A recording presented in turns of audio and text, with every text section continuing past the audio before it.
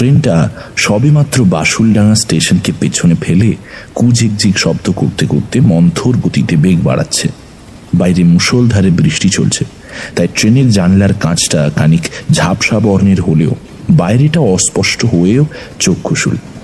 কিশোরী সেই জানলার বাইরের গাঢ় অন্ধকারের ঝাপসা ছুটন্ত গাছপালাগুলোর দিকে দৃষ্টিক্ষেপ করে তাচ্ছিল্যের স্বরে বলে ওঠে, আজব জগৎ মায়েরি, একটা পিচ্চি ছেলে নাকি মুশকিল আসান করবে। তার কথাগুলো কিন্তু কোনোটাই যুক্তিহীন নয়। এক প্রকার আমিও ব্যাপারটাতে ক্ষুণ্ণ। ট্রেনের গায়ে যে একটা 7-8 বছরের বাচ্চা ছেলের পোস্টার লাগানো থাকতে পারে এবং হেডলাইনে লেখা থাকতে পারে অসফল জীবন, ব্যর্থ প্রেম, দাম্পত্য কলহ বা জীবনের যে কোনো সমস্যা, যোগাযোগ করুন, মুশকিল আসান করা আমাদের দায়িত্ব। আজকের আগে আমার গুণাক্ষরেও তার জানা ছিল না। কলকাতার লোক তো, তাই বোধহয় আমরা একটু বেশি শেখেলে। বাসুলডাঙ্গা নামক শহরতলি স্টেশনে আমার এবং কিশোরীর শৈশবের বন্ধু মানিক ধরের মেয়ের বিয়ের নিমন্ত্রণে সাড়া দিয়ে আমরা এসেছিলাম। তবে শুধু আমরাই আসিনি, মাঝে মাঝেই আমি মানিকের কাছে তারানাথের গল্প করতাম। ফলস্বরূপ নিমন্ত্রিত তারানাথ অন্ততপক্ষে মানিকের অনুরোধ রক্ষার্থে আমাদের সঙ্গী হয়েছিল। সে আমাদের সামনের সিটেই হেলান দিয়ে বসেছিল। আমার এবং কিশোরীর বিরক্তময় মুখের দিকে তাকিয়ে হেসে বলে, এইসব বিজ্ঞাপন যে ভাঁওতা, তা একরকম আমিও তোমাদের সাথে একমত, বুঝলে। কিন্তু বাচ্চা ছেলে ছোকরাকে কোনোদিনও অবহেলিত করো না। হয়তো তোমরা বিষয়টা অনুভব করতে পারবে না, কিন্তু এই জীবনের অনেক চড়াই উতরাই পেরিয়ে এসেছি তো, সেই অভিজ্ঞতা দিয়ে কি আর লোক ঠকাবো? তারানাথের কথা শুনে আমি একটু আশ্চর্য হয়ে কুঁচকে আসা কপালটাকে খানিক স্বাভাবিক করে জিজ্ঞেস করি, এই আপনার জীবনে এমন কোনো ঘটনা আছে নাকি? আলবাত আছে, আর সেই ঘটনা শুনলে তোমরা বিশ্বাস করবে কিনা জানি না, কিন্তু অলৌকিক যে লাগবেই তা আমি বলতে পারি। কথাটা শুনেই কিশোরী বিরক্তিপূর্ণ চোখ দুটো চকচক করে ওঠে। তাহলে ঠাকুরমশাই এসব কথা রাখুন, আর ঘটনাটা চটপট শুরু করুন দেখি। বাইরে মুষলধারের বৃষ্টি আর গভীর অন্ধকার, উপরন্ত 1.5 ঘন্টা ট্রেন সফর, সময়টা জব্বরভাবে কাটবে। তারানাথ কি যে বলতো তা ঠাহর করতে পারিনি। তবে তার মুখ থেকে কথা বেরোনোর আগেই আমার পাঞ্জাবির পকেট থেকে হাতড়ে আগে ভাগেই কেনা পাসিং সোডা তার দিকে এগিয়ে দিই। তারানাথ হেসে উঠে বলে, এ কি হে, এটা পারিশ্রমিক নাকি ঘুষ? তারপর সে সেটাকে ডান হাত দিয়ে গ্রহণ করে ঠোঁটের মাঝে রেখে বাম হাত দিয়ে আগুন ধরিয়ে নেয়। শোনো তবে ঘটনাটা। তখন আমি এঘাটের ওঘাটের জল খেয়ে উদ্দেশ্যহীন ভাবে ঘুরে বেড়াচ্ছি। সংসার ত্যাগী মানুষেরা যেমন ভাবে দিন গুজরান করে আর কি। সারাদিন এদিক ওদিক ঘুরে বেড়াই এবং সন্ধ্যা নামলে কোনো এক গৃহস্থের বাড়িতে রাত কাটানোর ঠাঁইটুকু পাই। আগেই বলেছি, তখনকার মানুষদের মানুষের প্রতি ভক্তি শ্রদ্ধার পারদ কত দূর ছিল। সুতরাং আশ্রয়ের সাথে সাথে আপ্যায়নেরও যে লেশমাত্র ত্রুটি খুঁজে পাওয়া যেত না তা বলাই বাহুল্য। সেবার আমি হাঁটতে হাঁটতে সেবাঙ্গনপুর নামে একটা গ্রামে যখন ঢুকেছি, তখন সূর্য পশ্চিমে প্রায় ঢলে পড়েছে। মাথার উপর দিয়ে পাখিরা সমস্বরে বাড়ি ফিরছে। গ্রীষ্মকাল, অতএব সূর্যের তেজের নিদ্রা জাগরণে পায়ের তলার মাটিও খানিক যে স্বস্তি পেয়েছে তা বিবস্ত্র পায়ের তালুর স্পর্শই বলে দেয়। গ্রামটা বোধহয় আজও বীরভূমে রয়েছে, তবে নামটা সময়ের তালে তালে পরিবর্তন হয়ে যাওয়ার একটা সম্ভাবনা থেকেই যায়। সে যাই হোক, মোদ্দা কথা, আমি হাঁটতে হাঁটতে সেই গ্রামেরই একটা গৃহস্থের বাড়িতে দ্বারস্থ হই। বাড়িটা দোতলা এবং লাল রঙের দেওয়াল দিয়ে তার চারপাশের সীমানা বাঁধা। সামনে গ্রিলের বড় একটি সিংহদ্বার। আমি যখন সেই দরজার কাছে গিয়ে দাঁড়ালাম, তখন বাড়ির রকে বসে দুটো ফুটফুটে বাচ্চা ছেলে মেঝের উপর কুড়ি নিয়ে খেলাধুলা করছে। বাড়ির গিন্নি বাড়িতে সন্ধ্যা দিয়ে উঠোনে তুলসীর ভিটের সামনে দাঁড়িয়ে চোখ বুজে ফিসফিসিয়ে আওড়াচ্ছে, আধি ব্যাধি হরা নিত্যং তুলসীতং নমস্তুতে। আমি বলি, মা, এখানে রাতটা থাকার কিছু ব্যবস্থা হবে? আমি যে সংসার ত্যাগী সন্ন্যাসী তা আমার পোশাক দেখলেই বোঝা যায়। গিন্নিমা চোখ খুলে আমার দিকে কিয়ৎক্ষণ তাকিয়ে ব্যতিব্যস্ত হয়ে দরজার দিকে এগিয়ে আসে। এমা, নিশ্চয়ই। বাবা, আসুন, ভেতরে আসুন। ভর সন্ধ্যায় আর এক মুহূর্ত আপনি এইভাবে দরজার কাছে দাঁড়িয়ে থাকলে আমাদেরই যে পাপ লাগবে। এখানে বলে রাখি, আমার বয়স তখন 30 কি 32 হবে, সুতরাং তার থেকে আমি অনেকটাই ছোট। তাও তিনি যে আমাকে বাবা বলে সম্বোধন করলেন তা হয়তো সন্ন্যাস জীবনের প্রতি তার পরম শ্রদ্ধার বহিঃপ্রকাশ। যাই হোক, আমি তাতে আপত্তি দেখাইনি। আমি ধীরে ধীরে দরজা ছেড়ে ভিতরে ঢুকে আসি এবং শান্ত কণ্ঠে বলি, ব্যস্ত হয় না মা, আমাকে নিয়ে ব্যস্ত হওয়ার কিছু নেই। তবে সে কথাগুলো মুহূর্তেই দমে যায়। বাড়ির গিন্নি অন্দরমহলের দিকে চেয়ে গলা তুলে ডাক দেয়, এই হরি, কোথায় থাকিস তুই? ঘটি নিয়ে আয়, মাদুর আনবি। ওরি যে এই বাড়ির ভৃত্য তা বুঝতে বাকি থাকে না, এবং সেরকম সৎ এবং পরিশ্রমী কাজের লোক তেমন দেখাই যায় না। মালকিনের এক হাঁকেই সে নির্দেশ অনুসারে কাঁধে গামছা ঝুলিয়ে হাতে ঘটি ভরা জল নিয়ে দ্রুত পায়ে বাইরে বেরিয়ে আসে। উঠোনে বাঁধাই করা কলতলা, যতক্ষণ সেখানে গিয়ে জল দিয়ে পা ধুয়ে পা দুটো মুছে ফেলি ততক্ষণে দালানে মাদুর পেতে আমার জন্য খাদ্য সরঞ্জামের আয়োজন প্রায় প্রস্তুত হয়ে গেছে। কিছু প্রহর পেরোলে আমি আহারে বসি। তখন পাড়া গাঁয়ে ইলেকট্রিকটা বেশ সমস্যা করত, তাই পাশে বসে গিন্নিমা নিজেই হাত পাখা দুলিয়ে আমাকে বাতাস করতে থাকে। যে বাড়িতেই আপ্যায়িত হই এমনটাই চাঞ্চল্য বাড়ির কর্তা কর্ত্রীদের মধ্যে স্বভাবতই দেখতে পাই। অতএব এসবে অভ্যস্ত ছিলাম। বাড়ির কর্তা তখন বাড়িতে ছিল না। কথার বারবারন্তে জেনেছিলাম তিনি ঢোল বাদক। পাশের গ্রামের অনুষ্ঠানে তার ডাক পড়েছে, সেইখানেই তিনি গিয়েছেন এবং ফিরতে রাত হবে। ভদ্রলোকের নাম শিবরাম সামন্ত, এবং এতক্ষণ যে গিন্নি মায়ের উল্লেখ করছিলাম তার নাম ছিল অনুরাধা দেবী। তবে আসল বিষয়টা তখনও আমার মধ্যেই আবদ্ধ ছিল। যখন আহারের শেষে অনুরাধা দেবী আমায় বললেন, বাবা, একতলাতেই আপনার জন্য থাকার ব্যবস্থা করেছি। তখনই আমি আসল বিষয়টা তাকে জানাই।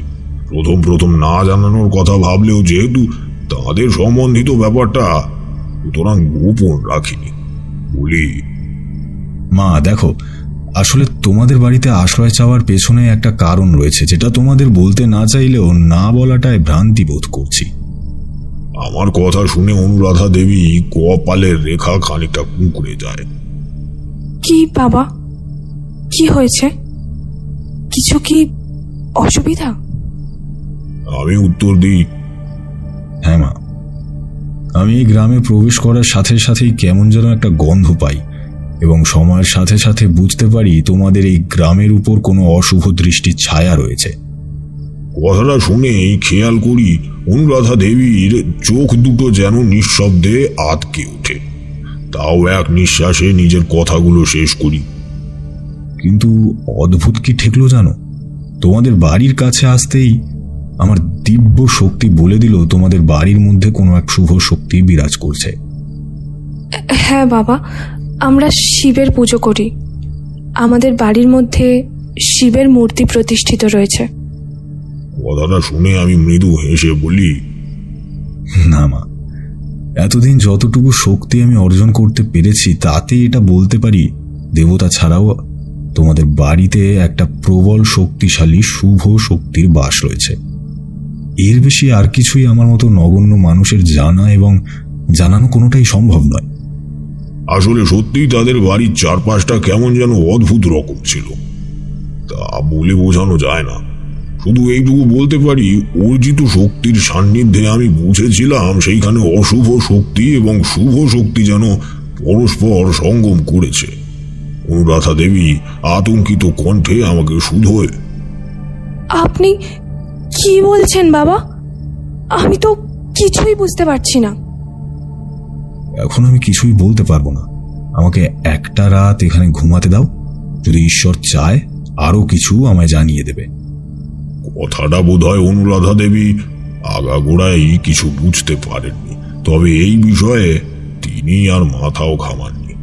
একটা দীর্ঘশ্বাস ফেলে তিনি যেমন ভাবে আমার আগমন এবং থাকার কারণটা বিশ্বাস করেছিলেন, তেমনি আমার মুখের সান্ত্বনা বাক্যগুলোকেও প্রবল বিশ্বাস ভরে তিনি গ্রহণ করেছিলেন। সেই বাড়িতে পরিবার বলতে শিবরাম সামন্ত, অনুরাধা দেবী এবং তাদের কম বয়সী এক ছেলে, এক মেয়ে বাদে আর কেউই থাকতো না। এটাও অনুমান করেছিলাম হয়তো পারিবারিক কোনো দ্বন্দ্বের ফলে শিবরাম সামন্ত তার বউ সন্তান নিয়ে আলাদা হয়ে আছে। তবে এই বিষয়ে নিয়ে জিজ্ঞেস করা একেবারেই শুভ মনুষ্যত্বের পরিচয় হতে পারে না, তাই প্রসঙ্গটা এড়িয়ে যায়। বাড়ির কর্তা শিবরাম বাবু প্রায় রাত 8টায় বাড়ি ফেরেন।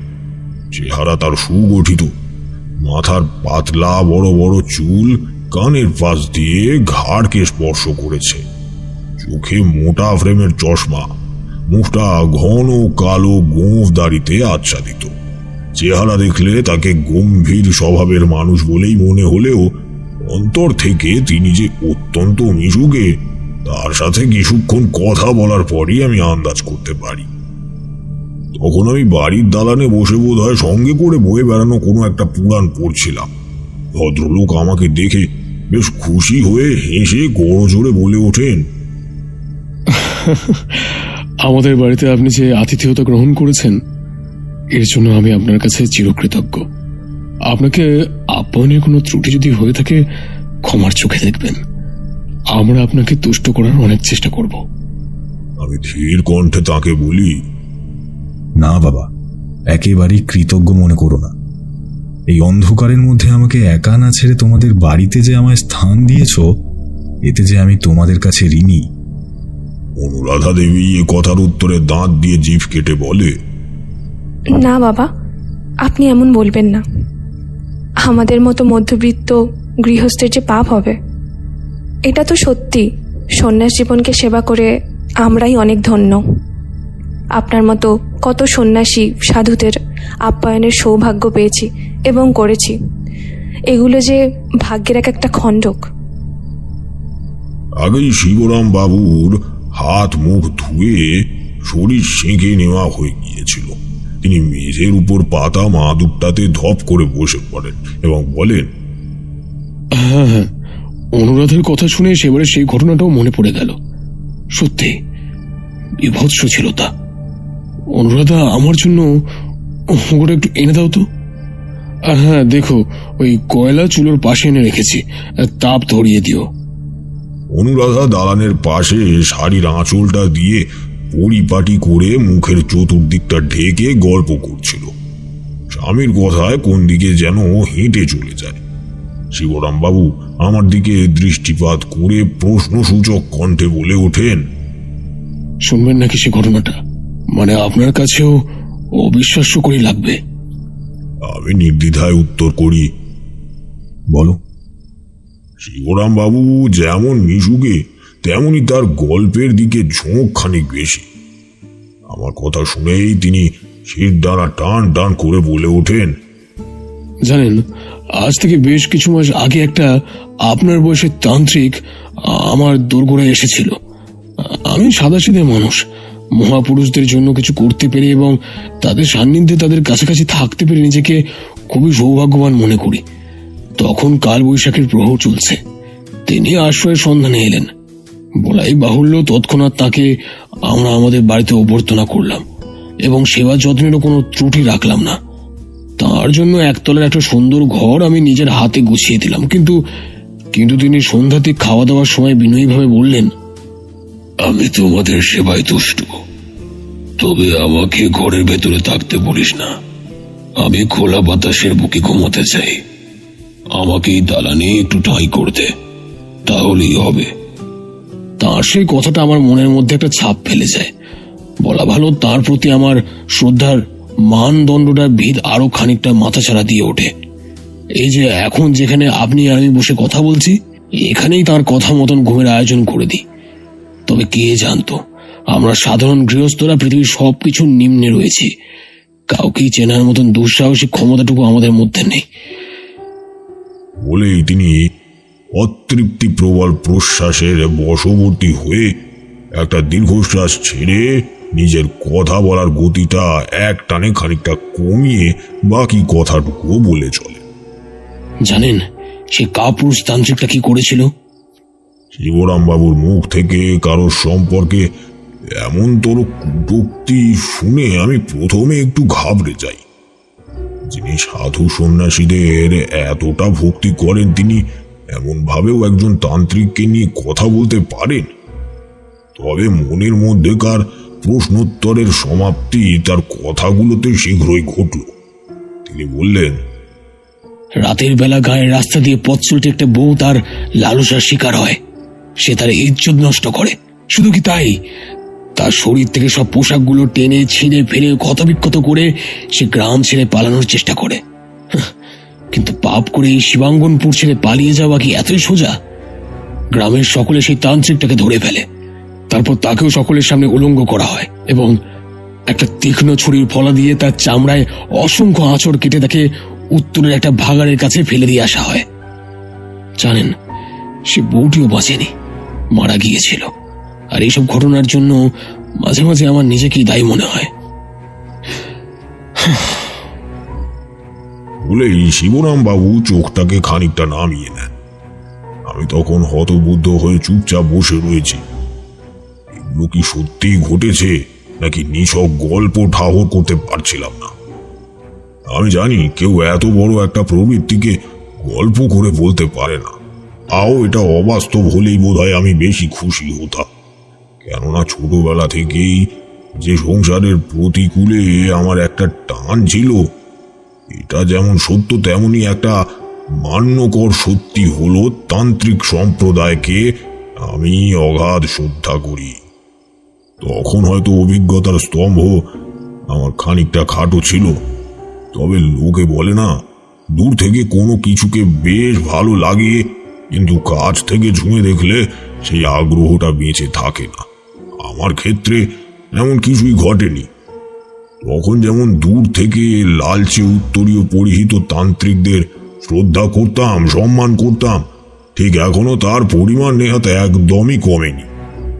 তাই শিবরাম বাবুর নালিশটা গ্রাহ্য করা আমার পক্ষে একটু কঠিন হয়েই দাঁড়িয়েছিল। আমি সদ্য মুখোমুখি সেই কলঙ্ক থেকে পার পেতে শিবরাম বাবুকে খানিকটা সান্ত্বনার সুরেই বলে উঠি, নিজেকে দায়ী ভেবো না। এ ঘটনায় তোমার কোনো দোষই নেই। নির্দোষ হওয়া সত্ত্বেও তোমার মধ্যে যে অনুশোচনাটা কাজ করছে, এটাই তোমার মহৎ মনের পরিচয় দেয়। এটাও মাথায় রেখো, সব তিলক উত্তরীয় আর জটাজুটোধারী দাবিদার মানুষেরাই তান্ত্রিক হয়ে যায় না। তন্ত্র সাধনার একটা মর্যাদা আছে। কথাগুলোর উত্তরে শিবরাম বাবু কিছু একটা বলতে যাচ্ছিলেন। তার আগেই অনুরাধা দেবী হাতে জ্বলন্ত হুঁকো নিয়ে হাজির হয় এবং দালানের পাশে উঠোনে দাঁড়িয়ে সেটা শিবরাম বাবুর দিকে এগিয়ে দিতে দিতে বলেন, তুমি অতীত নিয়ে তো জল ঘোলা করো না।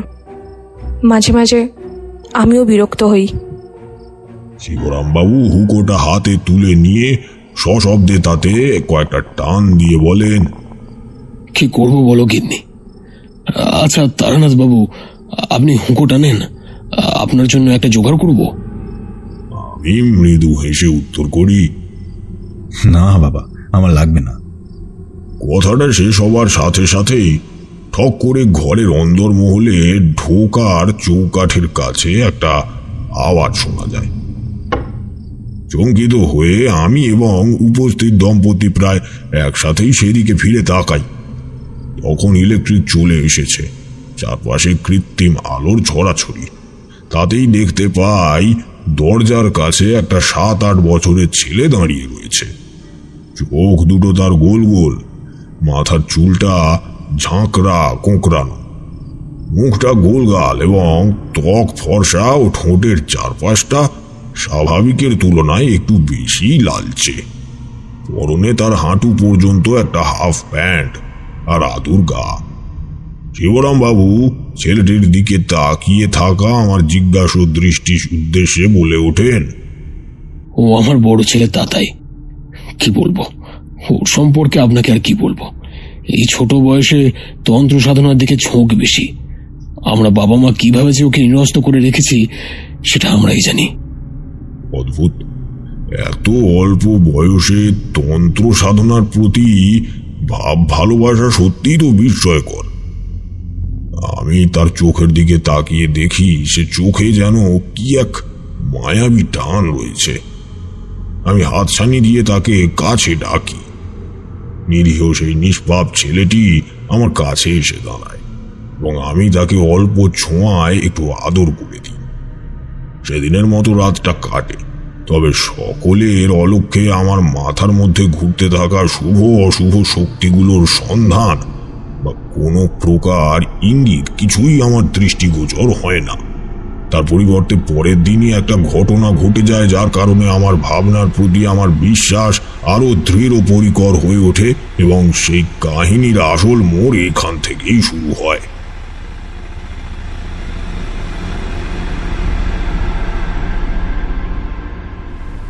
তারানাথের মুখ থেকে এ কথা শুনেই আমি এবং কিশোরী টান টান উত্তেজনায় তার দিকে উৎসুক দৃষ্টিক্ষেপ করি। সে ঠোঁটের পাসিং শোটাকে শেষ করে পার্শ্ববর্তী জানলার শাটারটা তুলে সেটার অবশিষ্টাংশটা বাইরের দিকে ছুঁড়ে ফেলে বলে চলে,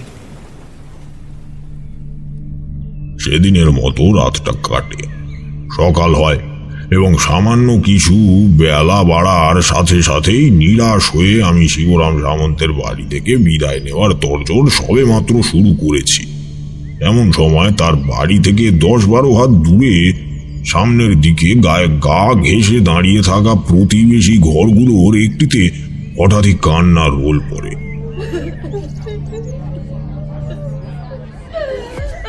কি ব্যাপার? সকলেই বেশ চমকিত হই। শিবরাম বাবু এবং অনুরাধা দেবী সেই দিকে পা বাড়ায়। আমিও ব্যাপারটার হদিশ করতে তাদের সাথেই সেই দিকে এগোই। ততক্ষণে মুখ্য বাড়িটার সামনেটা পাড়ার স্থানীয়দের একটা ভিড় জোট হয়ে দাঁড়িয়েছিল। আমি সেই ভিড়ের মধ্যে নিজেকে সঁপে দিয়ে আরো খানিকটা এগিয়ে গিয়ে সামনের দিকে চেয়ে দেখি একটা চৌকির উপর 16-17 এক কিশোরী মেয়ের নিথর দেহ পড়ে রয়েছে এবং সেই কিশোরীর পা ও মাথার কাছে বসে তার বাবা মা অঝরে কেঁদে চলেছে। কিশোরীটির গালে, ঠোঁটে, মুখে অজস্র আঁচড়ের ছাপ। চুলগুলো এলোমেলো আর ঠোঁটের ফাঁক থেকে চুইয়ে চুইয়ে রক্ত বেরিয়ে আসছে এবং চোখ দুটো আধ বোঝা হয়ে খোলা রয়েছে। শিবরাম বাবু এই দৃশ্য দেখেই নিষ্বারিত কণ্ঠে বলে ওঠে, মানে নরহরি, তোর মেয়ের এই অবস্থা কি করে হলো? এ তো মারা গিয়েছে। তার কথা শেষ হবার সাথে সাথেই ভিড়ের মধ্যে থেকে একজন বলে, আর এ মৃত্যু কি আপনার খুব সাধারণ ঠেকতেছে শিবরাম বাবু? তাকাই না লাশটার পানে, দেখে তো মনে হইছে কেউ জোর কইরে ইজ্জত নষ্ট কইরেছে। কষ্টে ঠুকরে ঠুকরে মাগিটা মইরেছে। কিশোরীটির বাবা উচ্চ স্বরে কেঁদে ওঠে, আমি কিচ্ছু বুঝতে পারছি না, কি করে কি হয়েছে। মেয়েটাকে তো রাত্রিবেলা ওর করে ঘুমোতে পাঠালুম, তারপর সকালে এই কাণ্ড। আমি আমি কি করবো আপনারাই বলেন। আমি সব হেরে ফেলেছি। কথাগুলোর মধ্যেই ভিড়ের মাঝখানে ফিসফিসিয়ে বহু বড় চর্চা শোনা গেল। কেউ বাঁকা চোখে নরহরির দিকে তাকালো, আবার কেউ কেউ পরস্পরের দিকে দৃষ্টি আদান প্রদান করলো। তবে সেই সবের মাঝে ভিড়ের মধ্যে থেকে একজন বয়োজ্যেষ্ঠ প্রবীণ যেন নিঃশব্দে আমার মনের কথাটাকে পাঠ করে কাঁপা কাঁপা বৃদ্ধ বয়সী কণ্ঠে বলে ওঠে, দেখো, ব্যাপারটা দেখে আমার এতদিনের অভিজ্ঞতা বলছে এটা কোনো লৌকিক মৃত্যু নয়। এর পেছনে কোনো অভিশাপ বা শয়তানি দৃষ্টির অভিসন্ধি রয়েছে। কথাগুলো শুনেই আমি কাল ক্ষেপণ না করে 2 পা সামনে এগিয়ে আসি এবং বলি, নমস্কার, আমি তারানাথ, পরিচয় একজন তন্ত্র সাধক। কাল আমি শিবরাম সামন্তের বাড়িতে আশ্রয় নিই এবং এমন কিছুরই একটা আন্দাজ আমি উপলব্ধি করতে পেরেছিলাম। তাই সত্যিই হয়তো ব্যাপারটার পিছনে কোনো অশুভ শক্তির হাত রয়েছে। আমার মনে হয় কোনো অপশক্তির কুনজর আপনাদের গ্রামটার উপর পড়েছে। সবটা জানলে আপনাদের সাহায্য করতে পারি। তাই যদি একটা সভার আয়োজন করেন। তৎকালীন সময়ে ঈশ্বর, দেবতা, শয়তান এইগুলোর উপর বিশ্বাস নতুবা ভক্তির প্রচলন সর্বত্র ছিল। অতএব আমার আগমনে গ্রামের সকলে খানিকটা স্বস্তি পায় এবং কথা মতো গায়ের মুরব্বী মিলে একটা সভার ডাক দেয়। গ্রামের বুড়ো বটতলার সামনে শতরঞ্চি পেতে সকলের বসার ব্যবস্থা করা হয় এবং আলোচনা সভার কেন্দ্রীয় ব্যক্তিরা বটতলার শান বাঁধানো পাড়ে বসে। তখন সূর্য মাথার উপর দাঁড়িয়ে তার ধবধবে রৌদ্রে চারপাশটাকে উত্তপ্ত করে তুলেছে।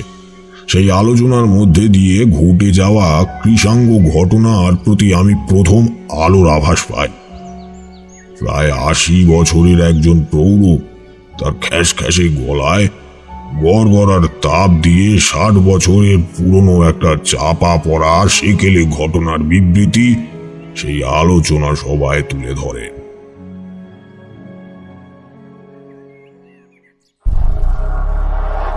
সে ঘটনা আজ থেকে 60-70 বছর পুরনো তো বটেই।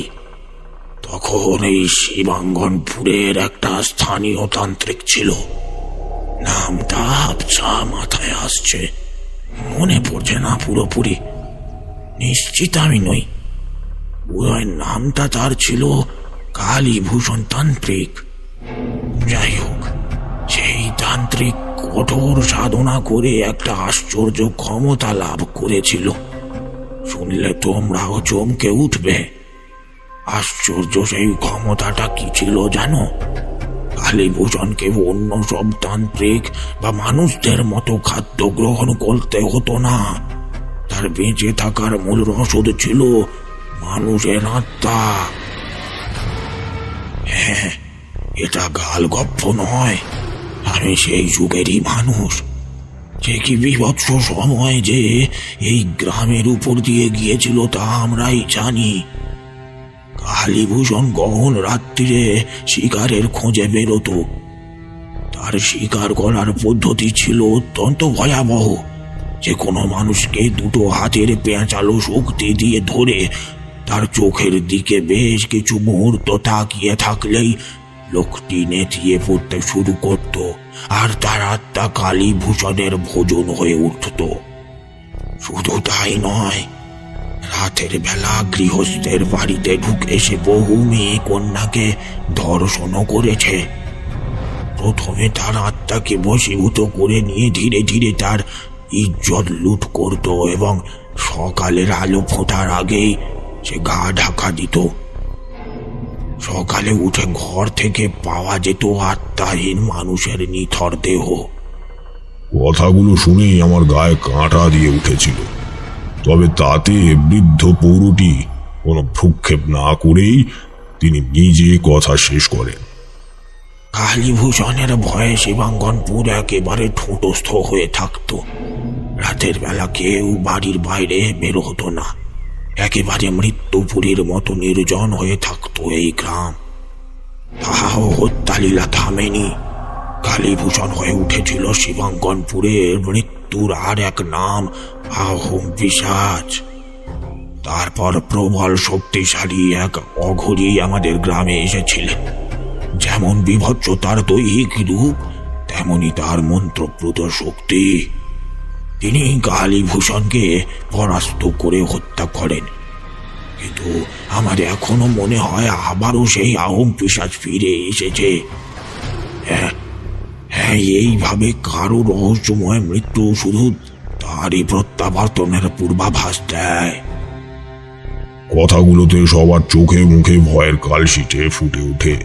আমি ধাতস্থ হয়ে তাকে জিজ্ঞেস করলাম, আচ্ছা, অঘরীটি কিভাবে সেই পিশাচ সিদ্ধ মানুষটার সাথে মোকাবিলা করেছিল তা আপনি বলতে পারেন?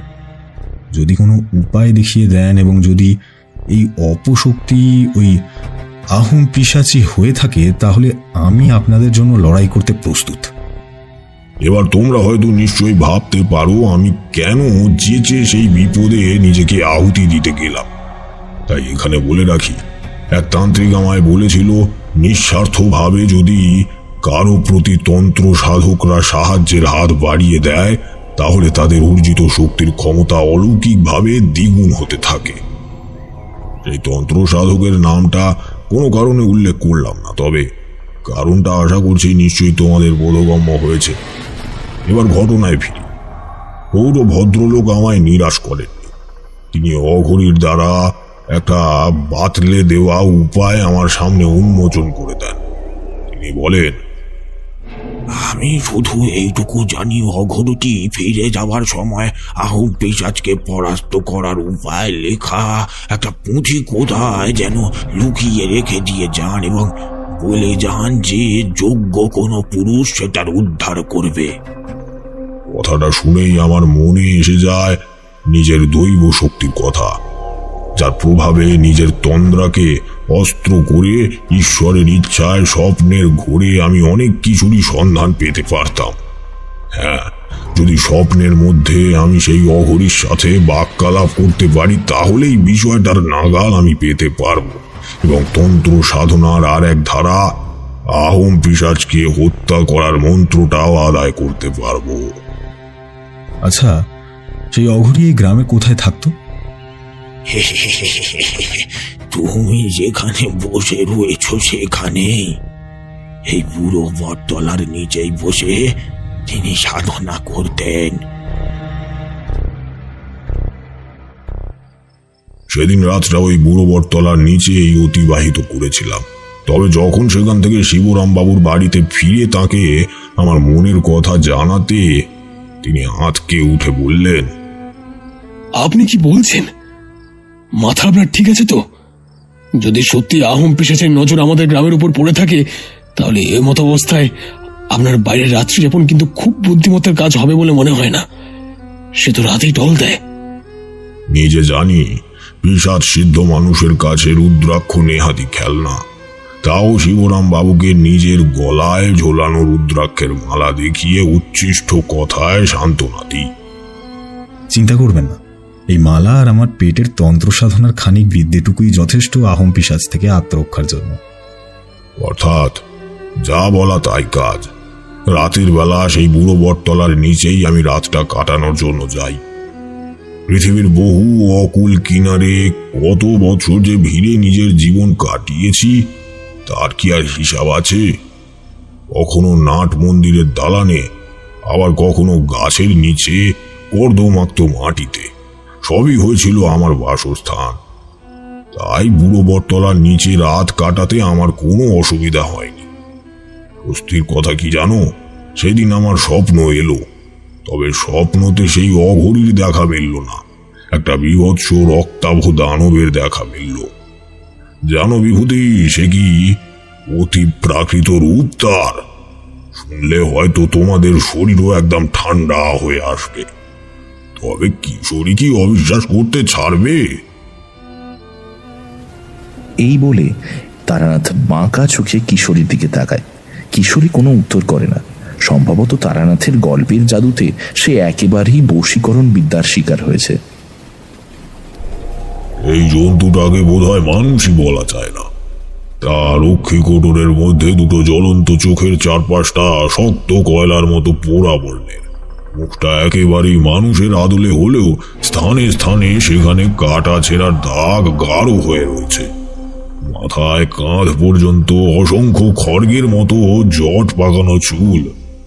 উপরের পাটি থেকে দুপাশে দুটো দাঁত সুচালো হয়ে ঠোঁটের গা ঘেঁষে বাইরে বেরিয়ে এসেছে এবং সেই নাম না জানা জন্তুটির হাতের নখ বেঁকে পায়ের হাঁটু ছুঁয়েছে।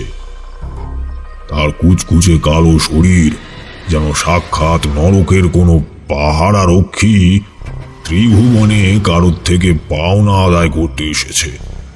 সে রূপের জ্বলন্ত জীবাশ্ম হয়তো আমি বর্ণনা করতে পারলাম না। যারা গল্পকে বেশ ভালো করে পাঠ করতে পারে এটা তাদেরই সাধ্যি মাত্র। এখনই বলে রাখি, সেই সময় জন্তুটা আমার কাছে নাম না জানা হলেও ঘটনা প্রবাহে জেনেছিলাম এটাই ছিল আহোম পিশাচ। স্বপ্নের সেই আহোম পিশাচ আমাকে হাত ছানি দিতে দিতে গ্রামটার একেবারে পশ্চিমে লতা পাতায় মোড়া একটা গুহার সামনে নিয়ে যায়। গুহার মধ্যে দিয়ে কেমন এক সুগন্ধ চারপাশের বাতাসকে মোহময় করে রেখেছিল। সেই গন্ধ আমার ঘ্রাণে আসতেই আমি অসাবধানতায় একটু চমকিত হই। তবে শেষ পর্যন্ত মৃত্যুর হাতছানিকে উপেক্ষা করতে না পেরে আমি গুহার ভেতরে দেওয়াল সংলগ্ন একটা পাথরের স্তূপের সামনে গিয়ে দাঁড়াই, যেখানে দেখতে পাই একটা পাণ্ডুলিপি। হ্যাঁ, ওটাই ছিল অঘরীর লুকোনো সেই অহম্বদ পাণ্ডুলিপি। ঘুমটা ভেঙে যায় আমার। দেখি আকাশের পূব দিকে মৃদু আলোর ছিটে ফোটা রং লেগেছে। ব্রাহ্মণের দল পৈতে গায়ে বটতলা থেকে সামান্য কিছু দূরে গ্রামের তালপুকুরের ঘাটে দাঁড়িয়ে সূর্য প্রণাম করার প্রস্তুতি নিচ্ছে। রাতটা তাহলে পেরিয়ে গেছে। অস্বীকার করব না, দিনের প্রথম আলোতে আমি নির্ভয়ে একটা দীর্ঘশ্বাস ফেলেছিলাম। যতই শিবরাম বাবুকে ধাতস্থ করে আসি না কেন, আহোম পিশাচের সুদক্ষ শক্তির কাছে আমি সশস্ত্র না হয়ে যে লড়াইয়ের ক্ষমতা রাখি না। ততক্ষণে মনে হচ্ছিল সেই রাতে আহোম পিশাচের আগমন শিবাঙ্গনপুরে অন্ধকার পথে ঘটেনি, অথবা কিভাবেই বা আমি অক্ষত রয়েছিলাম। তবে কিছুক্ষণের মধ্যেই আমার সব ভ্রান্ত ধারণা ধুয়ে মুছে পরিষ্কার হয়ে যায়। কাছে পিঠের কোথাও থেকে শোরগোল আমার কানে ভেসে আসে, যেন কিছু ভয়াবহ একটা হয়েছে। আমি তৎক্ষণাৎ উঠে শব্দের বেগকে অনুসরণ করে গ্রামের মেঠো পথের পাশে একটা ঝোপের সামনে পৌঁছই। ততক্ষণে সেখানে গা বাঁচানো ভিড় ব্যাপারটাকে আমার চোখে আরো রহস্যময় করে তোলে। আমি এগিয়ে গিয়ে ভিড় ঠেলে চেয়ে যা দেখি, তাতে আমার সারা শরীর বয়ে একটা ঠান্ডা স্রোত খেলে যায়। বুকের বাঁ দিকটা ছ্যাদ করে ওঠে। এ ঘটনা তোমাদেরকে বলতে গিয়ে আমি অনেক কিছুরই বর্ণনা দিতে অক্ষম হয়েছি। আমার মতে সেগুলো ভাষায় প্রকাশও নয়, তবে যতটা সম্ভব বোঝানোর চেষ্টা করছি। এটাও ঠিক তেমনই একটা দৃশ্য, যতটা ভয়াবহ ঠিক ততটাই মর্মান্তিক। কি দেখেছিলাম জানো? আমি বিস্ফারিত দৃষ্টিতে চেয়ে দেখেছিলাম একটা মধ্যবয়স্ক পুরুষ ঝোপের উপর পড়ে রয়েছে। তবে সেই প্রাণহীনতা কোনো স্বাভাবিক ঘটনার আগ কাটছিল না। সেই পুরুষটির দেহটা ঝোপের মধ্যে পড়েছিল ঠিকই, তবে তার মুন্ডুটা ঝোপের পাশাপাশি একটা খাটো খেজুর গাছের সুচালো বাঁকের মধ্যে ঝুলছিল। যেমন কাণ্ডহীন দেহের চারপাশে রক্তে একেবারে লাল রঙের নিথর হয়েছিল, ঠিক তেমনি ঝুলন্ত কাটা মাথার ক্ষত দিয়ে তাজা রক্ত টপ টপ করে গাছের নিচের দুর্বা ঘাসের গালিচার উপর পড়ছিল। কি বিভৎস সেই দৃশ্য ছিল তা তোমাদের আর কি বলি। ছবির মতো অতীতগুলো আমার চোখের সামনে ভেসে উঠছে। যাই হোক, এটাও যে আহোম পিশাচের কাণ্ড তা বোঝার অপেক্ষা রাখে না। গ্রামের লোকেরা মৃত পরিবারকে খবর দেয় এবং সেই দিনেই তার সৎকার করা হয়। তবে আর কি হাতে হাত রেখে মৃত্যুর অপেক্ষা করলে চলে? এইবার যে মৃত্যুর ভ্রুকুটি ক্রমাগত বেড়েই চলেছে। আমি গ্রামের কয়েকজন লাঠিয়াল আর শক্ত সামর্থ্য যুবকদেরকে নিয়ে গ্রামের পশ্চিম প্রান্তে গুহার অনুকূলে যাত্রা শুরু করি। মাঠ ঘাট পেরিয়ে গুহার কাছে পৌঁছেও যাই। গুহাটি একেবারেই রাতের স্বপ্নে দেখা দৃশ্যের সাথে সাদৃশ্যময় ছিল। শিবাঙ্গনপুর গ্রামটা সমতল ভূমিতে থাকলেও তার পশ্চিম প্রান্তটা উঁচু মালভূমির মতো আকাশ ছুঁয়েছিল এবং তার চূড়োতে এই গুহাটির অবস্থান। গুহাটির এক পাশে প্রবল জলধারা অনেকটাই ঝর্ণার মতো এঁকে বেঁকে লম্বভাবে পাথুরে চূড়ার গা বেয়ে নিচের দিকে নেমে গেছে ও অবলীলায় নিচে প্রবাহমান নদীর সাথে মিশেছে। সেই জলরাশি শব্দে গুহার চারপাশটা আচ্ছাদিত, তবে সূর্যের আলোতে স্বপ্নের মধ্যে পাওয়া গন্ধটার অস্তিত্ব ছিল না। যাই হোক, হতাশ হই আমরা। সেই গুহাতে কিছুই পাওয়া যায় না, শুধু শূন্য পাথরের স্তূপের উপর কতগুলো উইয়ের ঢিবি সেখানে অবশিষ্ট ছিল। গায়ের লোক অধিক আশায় আমার জন্য অপেক্ষা করে রয়েছিল, তবে আমাদের বিবর্ণ মুখের শূন্যতা তাদেরকেও আশাহত করে। আমি একেবারেই বুঝে উঠতে পারি না কিভাবে আমার স্বপ্নের নির্দেশক ভুল হতে পারে। কোনোদিনই যে এমন ঘটনা ঘটেনি। শিবরামবাবু গায়ে মোড়ল, প্রবীণ নবীনেরা আমাকে করুণ কণ্ঠে বলেন, ছেড়ে দাও, ভয়াবহ ওই পিশাচ। একে পরাস্ত করা আমাদের তোমাদের মতো সাধারণ মানুষের কম্য নয়। ঈশ্বর যা ভাগ্যে লিখেছেন আমাদের এবার তাই হবে। ছেড়ে দাও। আমি আবার একবার সেই বটতলার নিচে এই রাত্রি যাপনের সিদ্ধান্ত করে ফেলি। মনের মধ্যে সংশয় ছিল, এক রাত্রে সেই পিশাচের হাত থেকে কোনো মতে বাঁচার পরে দ্বিতীয়বার কি আর রেহাই পাবো? যদি বেঁচেই না থাকি তাহলে এদেরকে এই বিপদের হাত থেকে রক্ষা করবেই বা কে? কিন্তু নিরুপায় আমি। সেদিন যখন জোছনা গভীর রাতের রাত পোকাগুলোকে সামলে চলেছি, আমি একাকী সেই বটতলার নিচে গিয়ে বসি। চারপাশ একেবারে নিস্তব্ধ ও শুনশান, যেন মরার মতো জগৎটা থমকে গেছে। রাত পোকাদের ডাকও কান পেতে শোনা যায় না। মাঝে মাঝে মৃদুমন্দ বাতাস চারপাশ জুড়ে খেলে যাচ্ছে, আর ঝুলন্ত বটের ঝুড়িগুলো কেঁপে কেঁপে উঠছে। রাতটা যেন একেবারেই স্বাভাবিক, কিন্তু কেই বা অনুমান করতে পারে রাতের মাঝ প্রহরে এখানে আহোম পিশাচের আগমন কোনো পূর্বাভাস ছাড়াই ঘটে। বুকের মধ্যে একটা ভয় কাজ করছিল, চোখে ঘুম আসছিল না। কিন্তু ঘুমোতে যে হবে, না হলে আমার কার্য সিদ্ধ হবেই বা কিভাবে? কাছের বড় তাল পুকুরটাতে জলের উষ্ণ ভারী কি স্রোত কিনারে এসে সশব্দে ধাক্কা দিচ্ছিল। আমি সেদিকেই আনমনে চেয়ে থাকতে থাকতে কখন যে ঘুমিয়ে পড়েছি তা নিজেই বুঝতে পারিনি।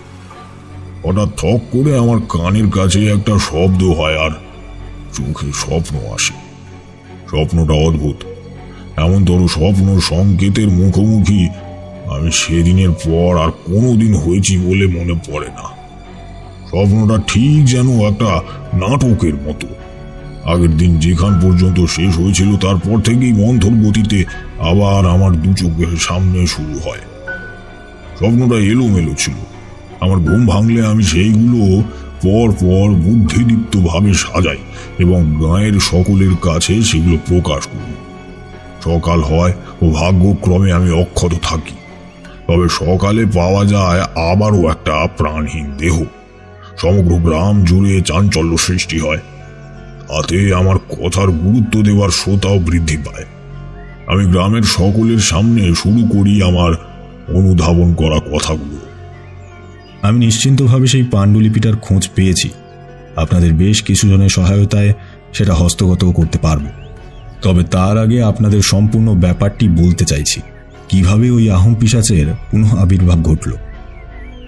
সেটা জানার জন্য আপনারা আজ থেকে বেশ কিছু মাস আগের সময় নিজেদের চেতনার মতিভ্রম করুন।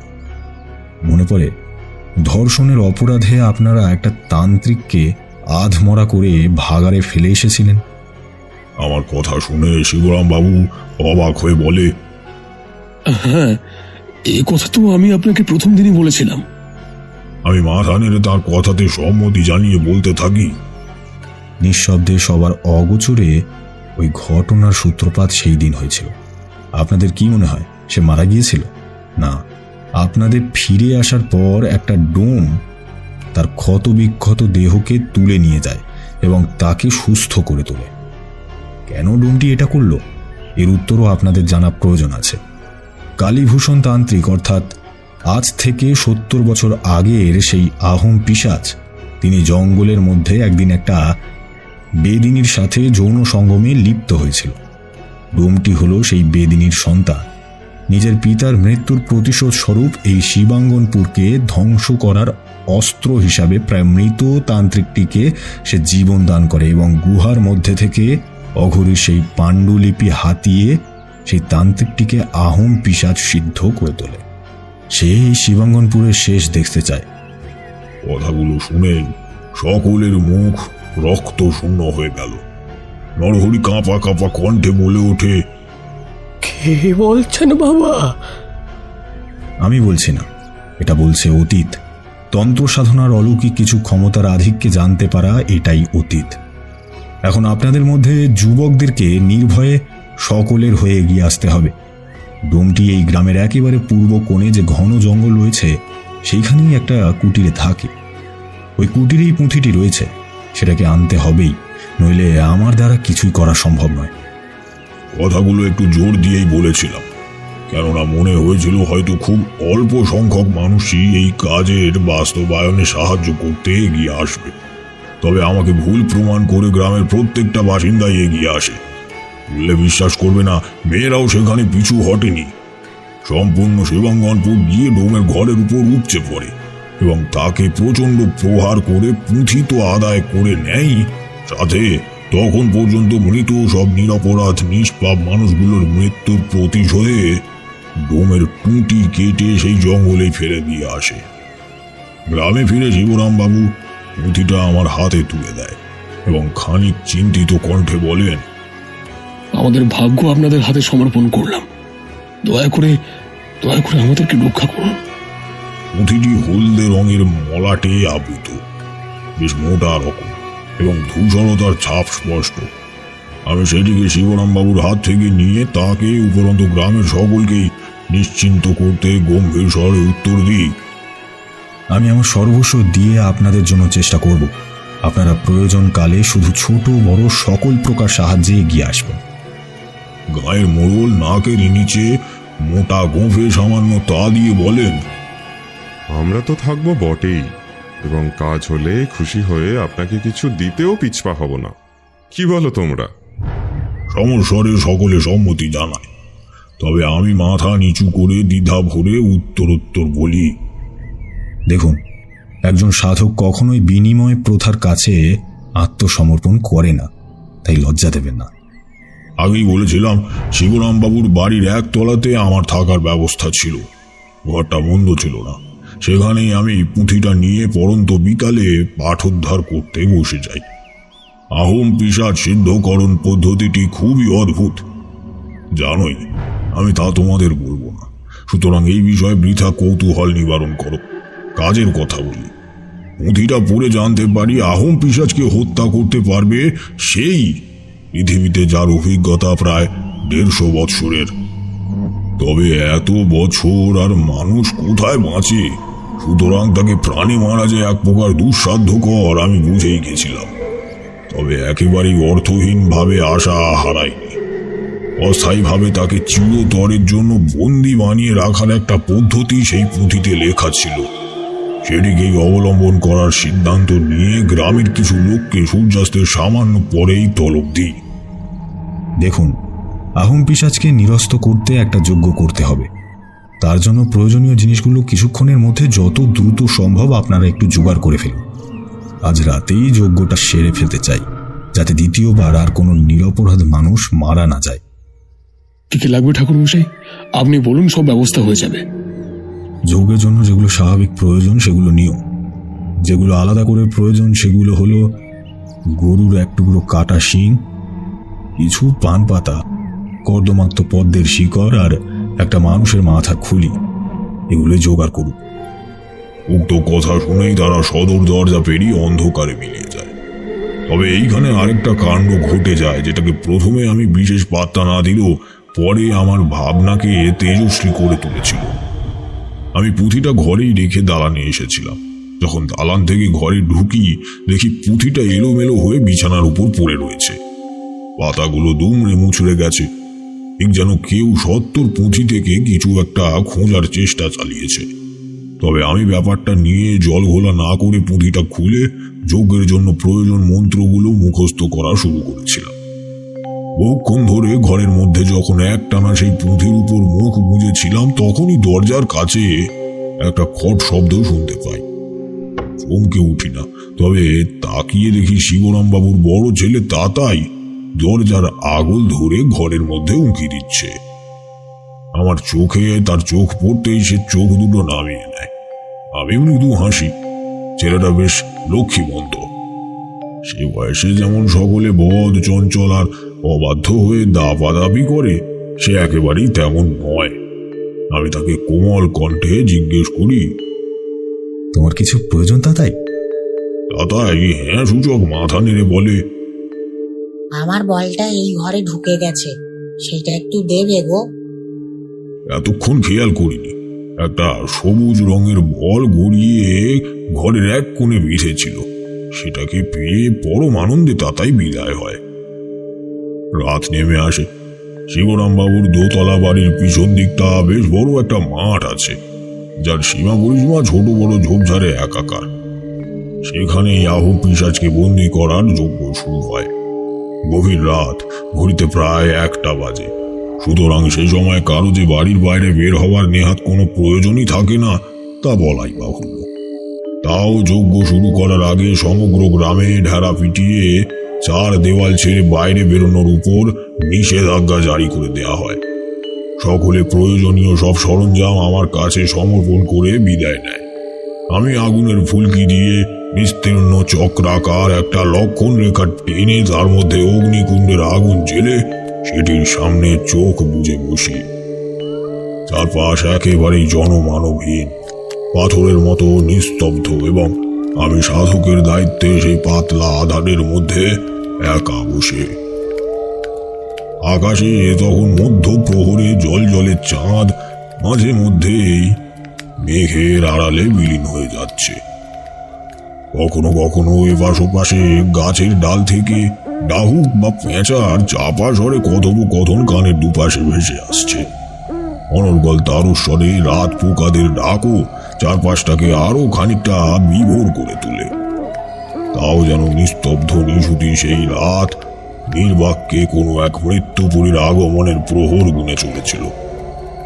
হাতের কাছে পড়ে থাকা একটা পান পাতার গোড়ালি ভেঙে আমি আগুনের মধ্যে উৎসর্গ করে তাতে ঘি ঢেলে সেই আগুনের শিখাকে আরো খানিকটা উস্কে দিই এবং ফিসফিসিয়ে পুঁথি থেকে অর্জিত প্রত্যেকটা মন্ত্রের ছত্র আওড়াতে থাকি।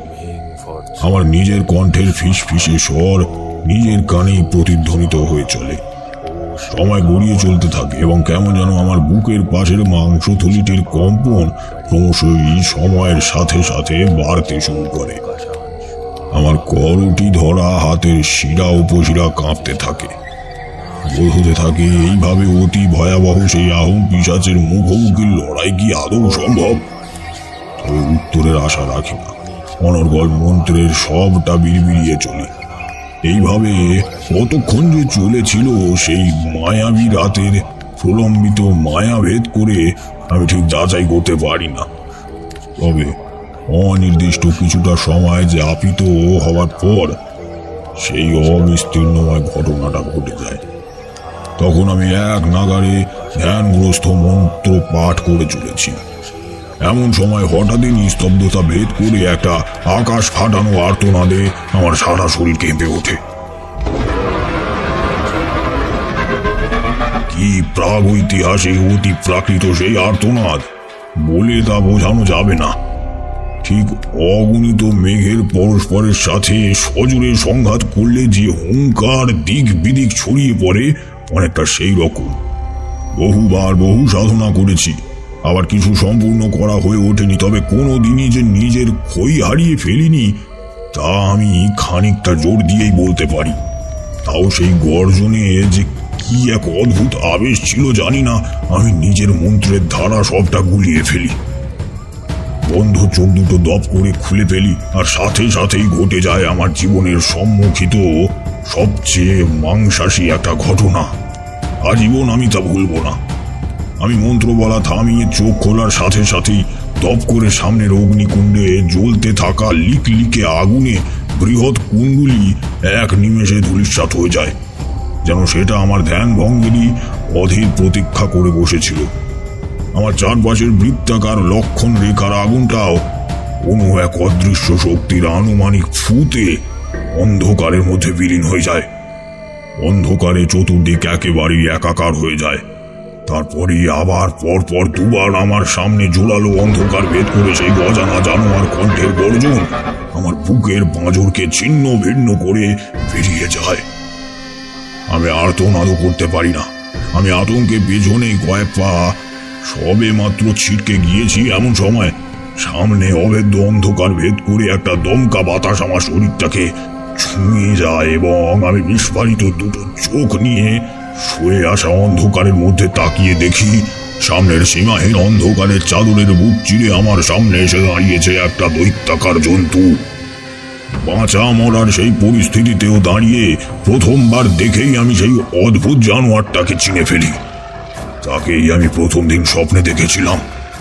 তার রক্ষী কোটরের মধ্যে দুটো জ্বলন্ত চোখের চারপাশটা শক্ত কয়লার মতো পোড়া বর্ণের, মুখটা একেবারেই মানুষের আদলে হলেও স্থানে স্থানে সেখানে কাটা ছেঁড়ার গভীর দাগ গাঢ় হয়ে রয়েছে। মাথায় কাঁধ পর্যন্ত অসংখ্য খড়গের মতো জটা পাকানো চুল, উপরের পাটি থেকে দুপাশে দুটো দাঁত সুচালো হয়ে ঠোঁটের গা ঘেঁষে বাইরে বেরিয়ে এসেছে, এবং সেই নাম না জানা জন্তুটির হাতের নখ বেঁকে পায়ের হাঁটু ছুঁয়েছে। তাহলে এটাই সেই আহোম পিশাচ। সেই পিশাচ আমাকে এক মুহূর্ত আর ভাবনার সময় দেয় না। পাশবিক তার মুখ আর চোখ দুটো পূর্ণিমার চাঁদের দিকে তুলে একবার রক্তহীন করা উচ্চানাদ করে সে দুহাত বাড়িয়ে হিংস্রভাবে আমার উপর ঝাঁপিয়ে পড়ে। আমি আর থাকতে পারি না, আর্তনাদ করে উঠি এবং মুখোমুখি আহোম পিশাচের আক্রমণে মাটির উপর লুটিয়ে পড়ি।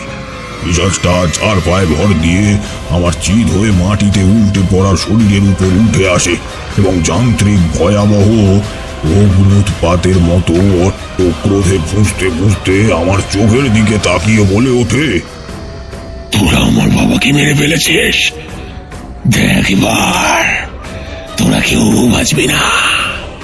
এই পুরো গ্রামটাকে আমি শ্মশানে পরিণত করে দেব। এই বলে সে আমার মুখটার উপর খানিকটা ঝুঁকে পড়ে আমার দুটো চোখের কৃষ্ণাঙ্গ মণি দুটোর দিকে দৃষ্টিক্ষেপ করে, আর আমিও যেন বশীভূত কোনো পুতুলের মতো তার ভাটার ন্যায় জ্বলন্ত দুটো চোখের দিকে তাকিয়ে থাকি। আমার শরীর ধীর স্থির হয়ে আসে। বুঝতে পারি আর কিছুক্ষণের মধ্যেই আমিও সকলের মতো এই অহম পিশাচের ভোগ্য কোনো মৃতপ্রায় শিকার হয়ে উঠব। সে ধীরে ধীরে আমার আত্মাটাকে শুষে নিচ্ছে। আমি নিজের শরীরের অন্তিম শক্তিটুকুও হারিয়ে ফেলতে চলেছি। এমন সময় নিজের অলক্ষ্যে খেয়াল হয় যেন দপ করে নিভে যাওয়া অগ্নিকুণ্ডের আগুনটা জ্বলে ওঠে। তারপর আমার কানে ভেসে আসে সেই চেনা মন্ত্র,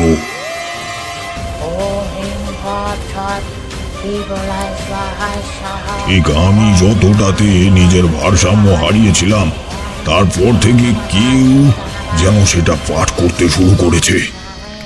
একটা কিশোরের কণ্ঠ, আর চোখে সেই যজ্ঞ মণ্ডপের দিকে তাকাতেই আমার চেতনা আমার সামনে পর পর বেশ কয়েকবার ভিড়মি খায়।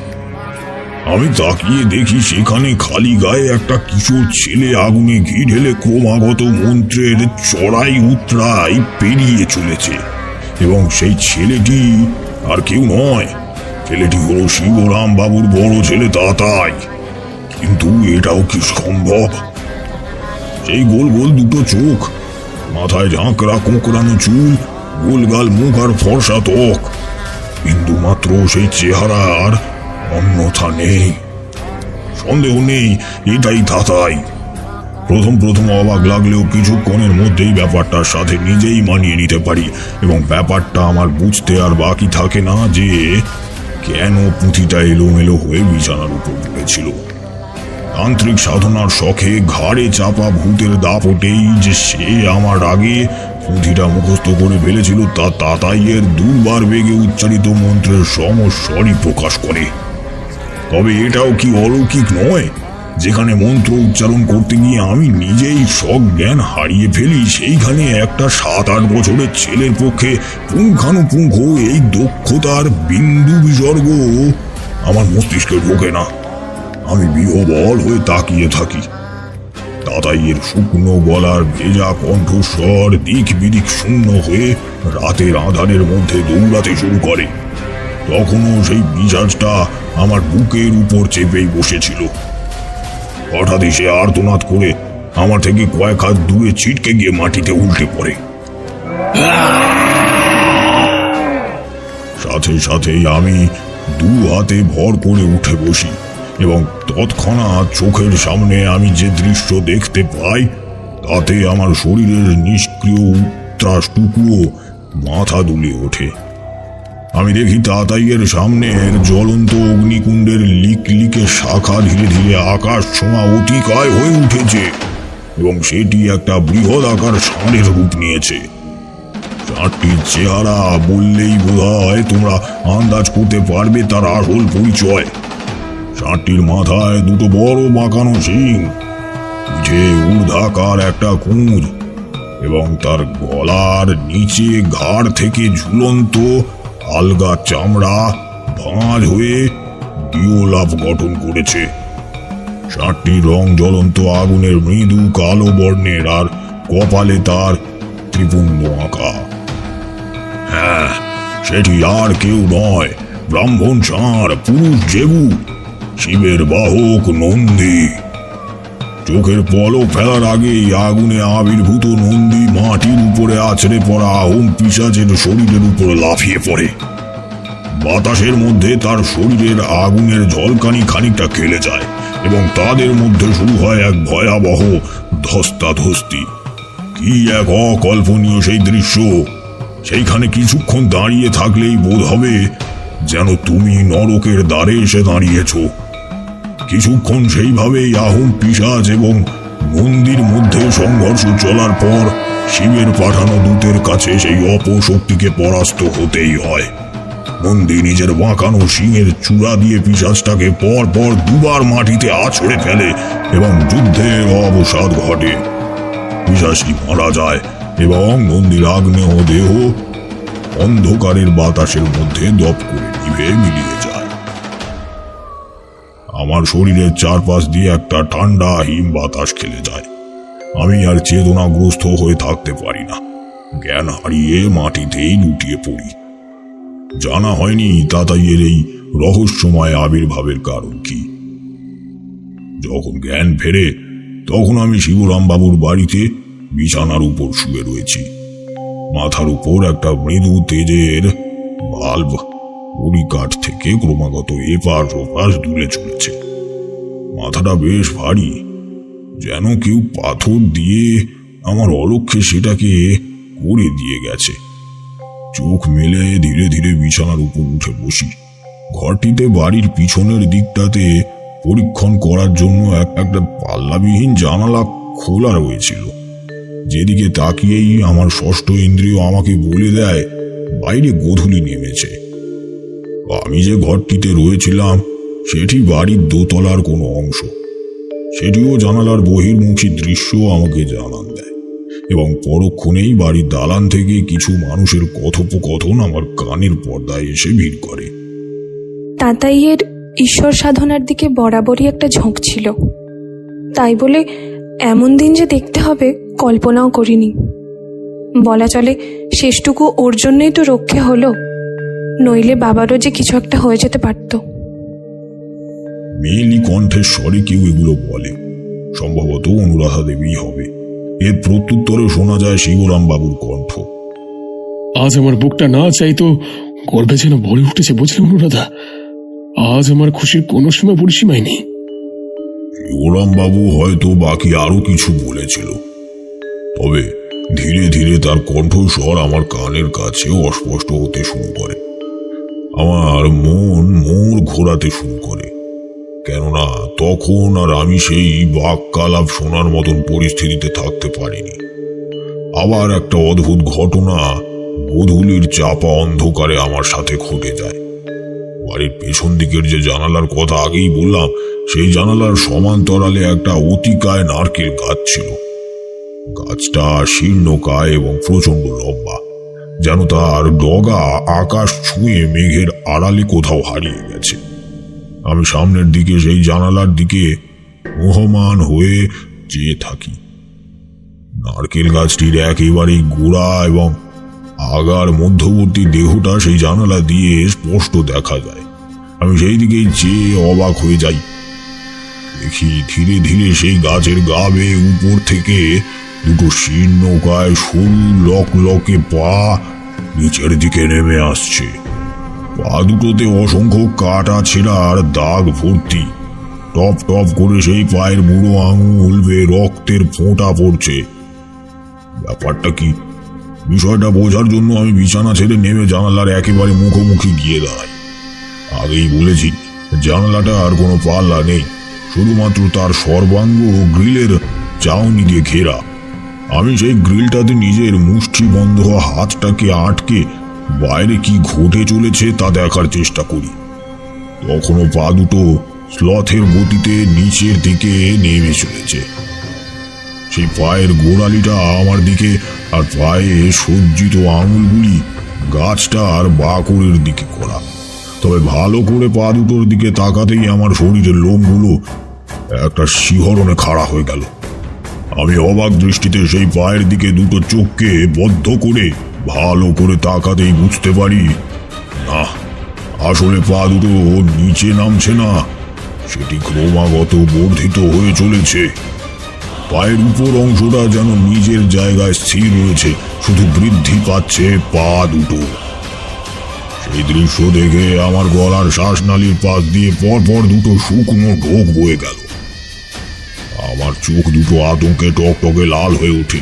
এমন সময় হঠাৎই পা দুটোর অগ্রভাগ আমার দিকে ধীরে ধীরে ঘুরতে শুরু করে। আমি শিউরে উঠি এবং জানালা দিয়ে আরো ভালো করে বাইরেটা দেখার চেষ্টা করতে যে দৃশ্য আমি দেখতে পাই তাতে যে কারো মুখই নির্মল কোমল ফ্যাকাশে হয়ে যেতে বাধ্য।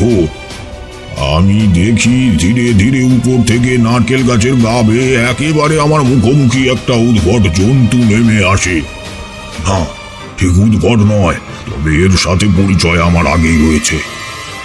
হ্যাঁ, আসলে সে হলো সেই বিভীষিকা যার মৃত্যুর উৎসব সমগ্র শিবাঙ্গন পুর করে চলেছে, আহোম পিশাচ। মনে পড়ে যায় ঠিক আগের রাতে আমি জ্ঞান হারানোর আগে একটা মন্ত্র শুনেছিলাম। যখন নন্দী আহোম পিশাচকে বধ করে তখন শেষ নিঃশ্বাস ত্যাগ করার আগে সে সেই মন্ত্রটা পড়তে থাকে। কি মন্ত্র? সেটা ছিল জীবন কবচের মন্ত্র। মৃত্যুর আগে এই মন্ত্র কোনো সিদ্ধ অলৌকিক শক্তির অধিকারী মানুষ পড়লে তার শারীরিকভাবে মৃত্যু হয় ঠিকই, তবে সে প্রাকৃতিকভাবে মরে না। তার কায়াহীন আত্মা এই পৃথিবীর বুকে ঘুরে চলে এবং যাদের জন্য তার এই দশা তাদের থেকে প্রতিশোধ নেবার পরিকল্পনা করতে থাকে। তার মানে আহোম পিশাচ মরেনি, মরবেই বা কিভাবে? কিভাবে আমরা ভুলে যেতে পারলাম পুঁথির উল্লিখিত সেই নির্দেশ? 150 বছরের পৃথিবীর কোনো অভিজ্ঞ সন্তান ছাড়া এই অহোম পিশাচের মৃত্যু নেই। পিশাচটা আমার চোখের দিকে তাকিয়ে একটা রক্ত শূন্য হাসি হাসে।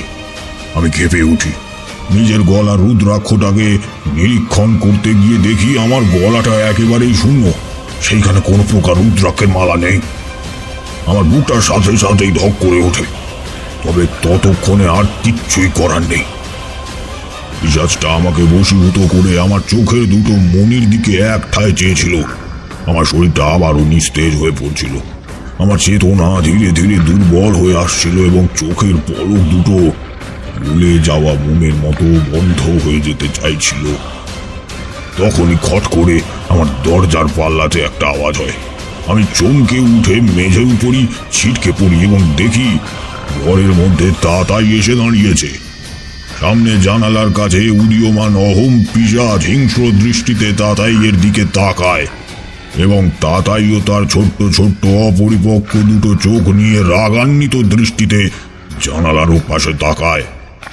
দপ করে মাথার উপরের বাল্বটা সজোরে ফেটে যায় এবং তার কাঁচগুলো থানে অথানে ছড়িয়ে পড়ে। তারপরে একেবারেই অপ্রত্যাশিত ঘটনাটা সন্ধ্যায় পাতলা আধারে আমার সামনে ঘটে যায়। দেখি তাতাই এক পা করে জানালার দিকে এগিয়ে যায়। জানালার পাল্লা ধরে অহোম পিশাচ নারকেল গাছের গায়ে দাঁড়িয়ে তখনও তাতাইকে নিজের বশবর্তী করার চেষ্টা করছে। তাতাই জানালার একেবারে সন্নিকটে এগিয়ে গিয়ে গ্রিলের ফাঁক থেকে হাত বাড়িয়ে আহোম পিশাচের গলাটাকে হাতের মুঠোতে চেপে ধরে এবং বিড়বিড় করে কিছু একটা আওড়াতে থাকে। তারপরে আচমকা আহোম পিশাচ আর্তনাদ করে ওঠে এবং বাতাসের বুকে আলোর নিভে যাওয়া বিন্দুর মতো মিলিয়ে যায়। একটা তীব্র উষ্ণ ব্যবসা গন্ধ ঘরের আনাচে কানাচে সর্বত্র ছড়িয়ে পড়ে। আমি বুঝতে পারি আহুন পিশাচটির মৃত্যু ঘটেছে। সে আর কোনোদিনও ফিরে আসবে না। তাতাই আমাকে সেটা নিয়ে দুবার সমূহ বিপদের হাত থেকে রক্ষা করেছিল। তবে কিভাবে যে আহুন পিশাচকে তাতাই বধ করলো তা আমি বুঝতে পারিনি। পুঁথিতে কি তাহলে ভুল লেখা ছিল? 150 বছরের পরিবর্তে মাত্র 7 বছরের একটা শিশুর কাছেই যে আহুন পিশাচ বধ হলো? আমি উত্তর পাইনি। সেই গ্রাম থেকে সেই দিন রাতে এই বিদায় নিয়েছিলাম। শিবরামবাবু কিছু পারিশ্রমিক দিতে চেয়েছিলেন বটে, তবে আমি নিইনি। যাওয়ার সময় তাতাইয়ের মাথায় হাত রেখে আশীর্বাদ করে বলেছিলাম, জীবনে অনেক বড় হও।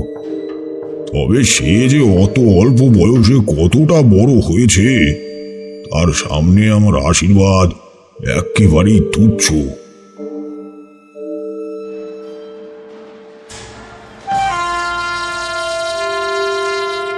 ট্রেন কুচিকচিক শব্দ করতে করতে নিজের গতি বাড়ায়।